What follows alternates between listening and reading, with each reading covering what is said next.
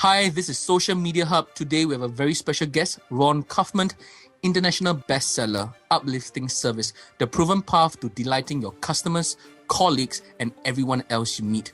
Ron's book is New York Times bestseller, and he's been based in Singapore for 2 decades already. He has been a consultant and educator for Singapore Airlines, Changi Airport, Marina Bay Sands, and most of the Singapore government agencies. Ron, welcome to the show. It is a pleasure to be with you. Ron, firstly, the big question. What got you started championing customer service? I'm one of those very fortunate people in the world who got turned on to actually taking care of other people when I was very young. My grandmother taught kindergarten for 40 years, and so I had the privilege of seeing her take care of classrooms full of kids and their parents who'd come to drop them off and pick them up, and I was in her class, and so she really role modeled for me how uplifting it can be when you put your attention and your energy not on what's in it for me, but instead you focus on what can I do for you. And the thing that was so uplifting about my grandmother is not just what she did for other people, but her own energy level was incredible. It was like every day of her life was a gift, and she was delighted to wake up and do it. And that impacted me very much when I was a very young person. And I've carried it with me in my heart ever since. Yeah, I can see that. I can see the spark that you're talking about in your book, your grandmother's spark. It translates into your speech, in your book especially. And in your book particularly, the way you translate that energy, you have a certain architecture. Can you tell us more about this architecture in building an uplifting service culture? Yes, when you talk about an architecture, it's a language that's used in engineering, it's used in construction, it's used in development of things that really stand and offer a lot of value. I think that's very important perspective to use when we talk about service and building a service culture. Because for too many people in the world, you say the word service and they go, oh, that's the soft part of business. Or you say the word culture and they think it's even more fluffy. Well, that's not really a constructive point of view. It doesn't have to be that way. And in the book, Uplifting Service, what I talk about, what I teach, is how do the global best practice organizations, like Singapore Airlines, like Changi Airport, how do they architect and engineer a powerful service culture that gives them a sustainable competitive advantage, not only with their customers in terms of their reputation and their customer loyalty, but also with their staff, so that they attract the best people, they keep the best people, they retain and they develop the best people with a strong service culture. So the architecture for building that is what is actually taught inside the book, Uplifting Service. To expand the point on architecture, using this architecture, there was this point in your book that you raised that was really interesting, that SIA is really one of the world's best, but for one aspect of the business, which is their immigration point. Can you tell us more how, using that architecture, you found that problem and solved it? Well, so you're talking about at Changi International Airport, where there was a particular perception point at the immigration counter, where 40 million visitors a year are going through immigration, handing over their passports, and the airport wanted to be sure that that perception point, that moment of interaction with passengers, was considered a positive one or a friendly one. Well, let's understand that immigration's job is really a regulatory function. They are a government authority. So their job is not only to smile and make you happy and thanks for coming to Singapore. They have a regulatory function to fulfill. So the airport got innovative, and what they did is they put on the counter a box of candy, a small box of sweets, and it simply says, "Welcome to Changi Airport. Enjoy the experience." And now all the immigration officers have to do after asking for your passport is point to that box and say one word: sweet. And in that unexpected moment, people smile. They see that the airport is giving them something to make them smile, to make them feel good. And of course, the friendly score is shot up. Now, what does this have to do with the architecture? In Building an uplifting service culture. There are three fundamental areas. One is a foundation of service education. The other is a top, if you will, of service leadership. Yeah. And in the middle, between these two elements, are what I call the 12 building blocks of service culture. And anyone listening to this that would like to see the architecture can find it easily at upliftingservice.com. Well, one of those 12 building blocks, it talks about creating an experience for your customers that is uplifting at each point, at each moment. And what you pointed to at Changi Airport is simply an example of doing that in an innovative way. That is really interesting. Before reading your book, Uplifting Service, I did not perceive this as a conscious decision by the company to put this small box of sweets. I thought it was more like a afterthought, and it's really interesting how when company has really a big conscious decision when it comes to the customers, and such small perception points do make a bulk of a whole lot of change just by having such small steps taken by the company. And I think this really leads to the next question, because right now feedback is very immediate. Previously, customer feedback can only be done via feedback forms. And right now with social media, with Facebook and Twitter, how do you think, firstly, from the company side, how has social media changed the way customer service is being delivered? What a fantastic opportunity social media has created. As you said, now the customer is able to comment on the quality of service that they receive exactly at the moment that they receive it. So in the past, I maybe had to write a letter of complaint or make a phone call to somebody to try to get through to give a compliment. It's not that way anymore. Somebody can tweet a complaint or a compliment right on the spot. And that gives the company the opportunity, if they're listening, to also be able to respond on the spot, not only to that particular customer, but also to that particular point of delivery where they can fix a problem, they can take care of an upgrade, they can put more staff there, so that other customers who come along to that same point will have a positive experience as well. There's another side to social media, of course, which is that people sometimes will use social media as a space not to communicate with the company, but to communicate with that whole universe of other customers and share their opinion. And from that standpoint, the customer has become significantly empowered. And companies must now recognize that balance of power has shifted and be even more attentive and listening to the voice of the customer as it shows up in social media. Moving this forward about people being centers of influence, what should companies do? Because now that the customer is empowered, but what if the customer is not right? How should companies deal with it? That's a great question, and it applies not only in social media, but to all of us all the time.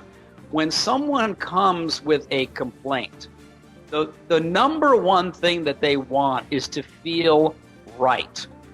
It's even more important for them to feel right than to actually be taken care of in terms of the action. Let me give you an example.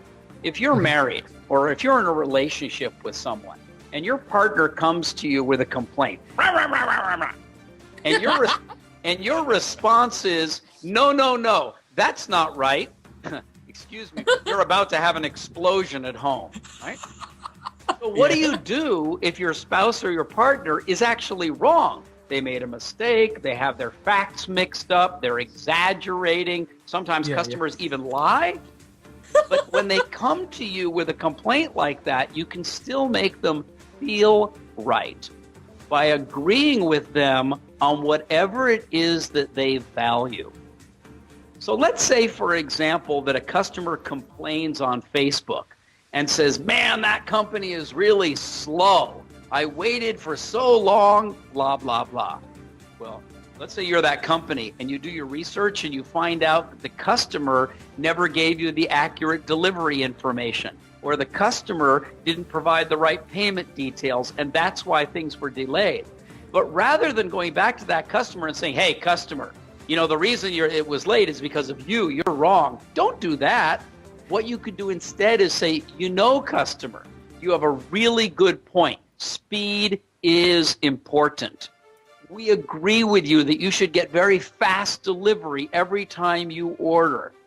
We've looked into your situation, and in order to deliver for you quickly, like you deserve, we need the accurate delivery information. We need the additional payment information. But notice I never made the customer feel wrong. In fact, I deliberately made that customer feel right. I see. This kind of customer service, is there any difference between a B2B company and a B2C company? Yes. In a B2B situation, it's normal to have many more layers of contact between a client organization and the service or the product provider. So, for example, you could have the salesperson, then you have the finance department, then you have the delivery team, then you have operations, you might have training, service support, installation. In a B2B environment, you often have more than one person communicating with more than one person. And so the reputation of the organization is then dependent upon numerous people within the organization to create a positive experience. That means that you need everybody inside an organization to be educated and understand the importance of delivering uplifting service. It can't just be the person at the point of sale. It can't just be the person at the service counter, which is often the case in a B2C situation. Got it. So it's really more layers and really more effort, and a much more coordinated and concerted effort must be done on the B2B customer service level. Yes, that is true. And it's also true when companies start to look at their customers not on a transactional basis, like what did they buy, what was the price, how much money did we make, but rather, is this the first time we've ever met that customer? What did they get from us in the past? Why did they purchase what they did? How can we help them get more value from it? What kind of an offer or an upgrade could we extend to them that would have them come back to us again? How can we support them to make sure they get the most possible value from whatever it is that they did purchase from us? All of what I just said is not happening just in the moment of purchase. It's extending the lifetime of that relationship into a service partnership, and that means many more points of contact. Got it. And in your book, Uplifting Service, there are many great actionable steps. For our audience who hasn't read your book, what is the one action step that our listeners can really take action right now and see immediate result? Great. Well, the number one thing that I would point people to is, why are those two words the title of the book? What does it mean to offer someone uplifting service? So I want to start with the word service and talk about a clear definition. To me, service is taking action to create value for someone else. In other words, service is, what can I do that someone else will value or appreciate, that will make them more successful, that will give them more value, that will help them succeed, that will help them achieve what they want in their lives. Uplifting is, what can I do that would deliver one step more value than they expect? What can I do to offer one step of greater value than they got from me last time? So uplifting service is not just meeting customer expectations. Uplifting service means, I'm going to meet your expectations, but I want to do something more. I don't just want to satisfy you. I want to do something that will make you feel uplifted. So the number one action that I think that anybody in any situation, anytime could apply would be to do what you're going to do in a way that will leave the other person, the customer or the colleague, feeling better about what you did for them. And if you're writing them an email, it simply means putting a nice note at the end that says, P.S., thanks so much for this opportunity to serve you. I really hope you have a great day. Or if you're on a phone call, before you hang up, say, by the way, thanks a lot for this opportunity. I really hope you have a great day. Anything else I can do for you, with a smile in your voice. If you're face to face, it could be a compliment that you give to them, a nice connection eye to eye, something that lets that other human being know that you care about the experience they're having more than just fulfilling your KPI or following your procedure. Got it. This thing about really KPIs will really lead to the next question. You know, for big companies, how can management draw a link between what you spoke in your book about unbelievable customer service and link that to investments, link that to resource allocation? And who companies who are not big on customer service yet, how do you make sure that management, hey, this works, and how do you convince, and how should it happen? You've asked the most powerful question that people in business struggle with, which is, what is the ROI on spending money improving our service? Is that what we should really do? So I want to answer this in a really solid way. An ROI to many leaders is increase in customer sales, increase in profitability, increase in stock price, increase in share of wallet, increase in share of market, and that's totally legitimate. I call those the ultimate objectives in business. But there is a precursor to that. In other words, there's something that is a valid leading indicator to getting those ultimate objectives, and that would be that your scores are going up. Customer satisfaction score goes up, customer loyalty score goes up, net promoter score goes up, employee engagement score goes up. If those are all going up, you're going to get that bigger share of wallet and share of market. But wait a minute, there's also a precursor.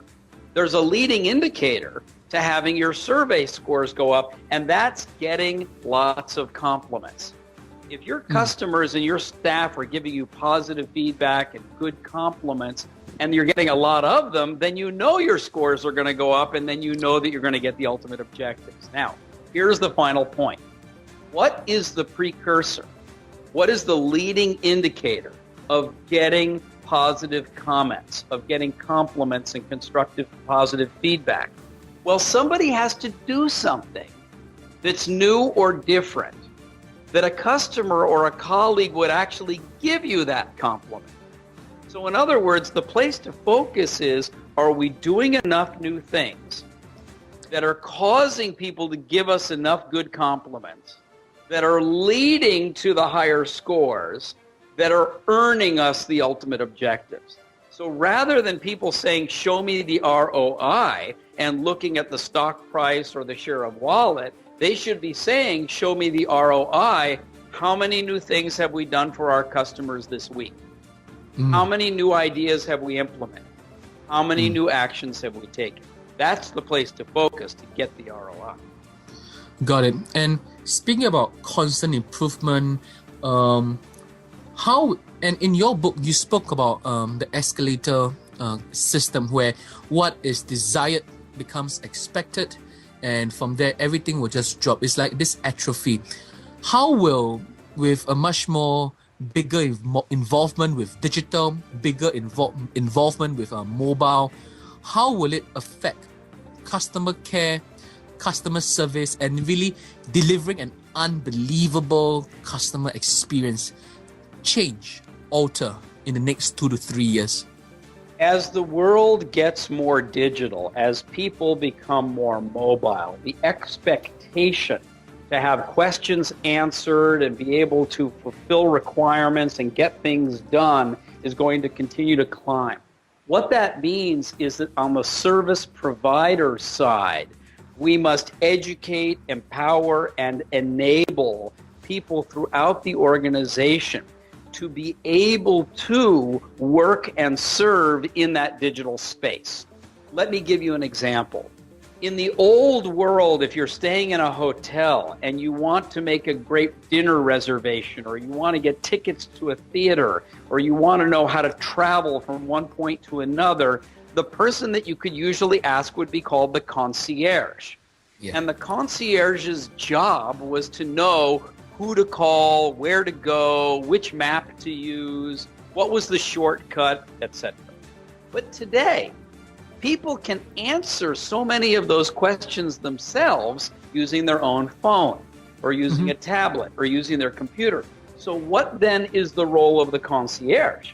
Well, if I walk up to the concierge with a question, the first thing that I would want the concierge to ask me is to say, have you got a mobile? Are you on Android, BlackBerry, Apple, Windows? Great, let me help you, and then pick up his or her version of the same device and beam an answer to my phone. Or be able to take my phone and show me, here you go, I've just downloaded for you the app that you're going to want that will help you navigate the city. Oh, and by the way, I've loaded my contact card onto your contacts, and I put it in speed dial, so if you need me for anything, you can just press one button, and I'll be at your call. Now, concierges were never taught how to do that 5 years ago. Yeah. Right? So it's a huge transformation, and that doesn't just apply to the concierge. It's for all of us. Got it. I noticed the concierge move from a content, a library of knowledge, into the conduit between the content, and so like putting a personal touch, a personal face between content and also the user. And speaking about this, because that is a really unique experience that you just shared from your 2 decades of customer service, meeting clients worldwide. What's the best customer service experience you have that really stuck to you? Well, the one that really stuck to me is the one that I've decided to stick with for the rest of my life. And the honest truth about that is it's my wife. I met my wife in Australia when I was there scuba diving with whale sharks. And she was actually managing the scuba diving shop where I was the customer. So there I am on vacation, and I'm walking into this shop, and I see this attractive gal behind the counter, and she's taking care of people. And over the course of the week, I got to see her a number of times, and after a while, I wanted to start seeing her a lot. And one day I walked in, and I can tell that, well, she just wasn't having the best day, you know? She was a little bit, something must have been going on in the company or whatever, and so her mood was not 100%. And while I could see that, and she was willing to let me see it because now I was a familiar face, all of a sudden a German couple walked into this Australian dive shop with a question. And I watched this woman look down, and when she looked back up, she had this beaming smile on her face and looked right at the German couple and said, "Hi, how can I help you today?" And in that moment of totally letting go of whatever was going on for her personally and focusing herself totally on creating value for the customer, I looked at that woman and said, wow, this person understands uplifting service. I need a service partner like that in my life. And let me tell you, I was after her like, woo, and it worked. That's a whole different book altogether. Well, I just want to say, the last thing you'll see in the book, Uplifting Service, is the acknowledgments section. And it's the truth. That new book. Oh, no, indeed. That book that just hit the New York Times bestseller list, and USA Today, and Amazon, and Barnes & Noble, that book would not have come into existence if it wasn't for the phenomenal service and support that I get from my wife. You know, talking about your book, what really struck me was really the front cover. And this is, you're living your motto about uplifting service and really delivering an unbelievable experience. I noticed blue ink on your book, and I was like, hey, I do remember him signing it. And that small touch really created a really emotional impact just by the book. I thought it was really special, and no other authors and all the copious amounts of book I have did that. And I want to acknowledge you. That was a fine touch. Thank you. Signing books for people really changes a book from being a content experience to also having a personal connection, as you've just pointed out. So I'm delighted that you got a copy. And certainly I invite the listeners to this to really go to upliftingservice.com, and you can download there free the preface, the introduction, the first chapter, and a whole range of free resources to help you apply what's in that book, build an uplifting service culture, and gain a sustainable advantage for your customers, for your company, and for your career. For you who are listening to this podcast right now, I went through Ron's book.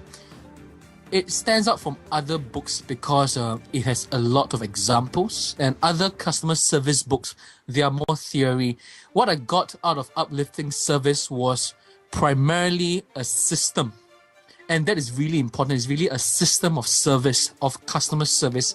Other customer service books are more examples, tactics, but Ron's book delivered a cogent, a strategy for customer service that for me as a business owner, I never had a system of customer service, and his book really sets a framework for our further customer service experience. And his book is really good. It's top class.